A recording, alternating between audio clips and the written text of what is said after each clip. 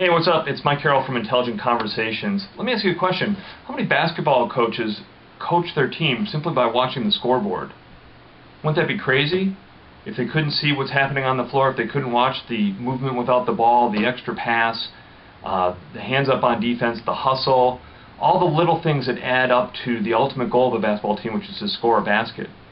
They only watch the scoreboard, they'd know that they were scoring, but they wouldn't be able to know how they were scoring. They wouldn't be able to coach them during timeouts or during halftime to make adjustments. They wouldn't be able to know all the little things that contribute to their success or failure. Yet how many presidents, business owners, CEOs, sales managers coach their sales team the same way? They're only watching the scoreboard. They're not watching what's happening day to day in the trenches. Mistake number 3 of our 7 devastating sales organization mistakes that we're tracking right now is, are the day-to-day activities of your sales team lined up with your strategic objectives? We see sales managers and presidents and CEOs who are just watching how many wins are we getting this quarter, what are the ultimate results, but they have no clue what's happening before those results, and therefore they have no idea how to coach and adjust and make changes, just like the basketball coach coaching only by watching the scoreboard. So what are some of the things that you should track in terms of day-to-day activities? Well, at a minimum, how many calls are being made, how many conversations are being had, how many of those conversations turn into appointments, what kind of problems are your salespeople uncovering when they call and set an appointment.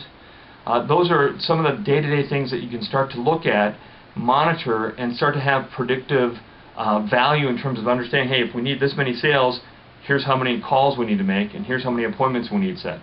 Every sales manager should understand what those critical ratios are, so they know the number of calls to conversations to appointments, and then how many appointments ultimately turn into a proposal, how many proposals win. All those things happen before you get to that ultimate result, the score on the scoreboard.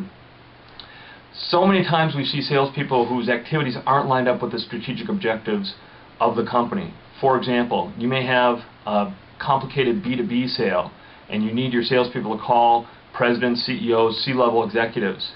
Maybe they're not comfortable calling the C-level. Maybe they're only calling technical end users or purchasing agents. Why? Because that's who they can call.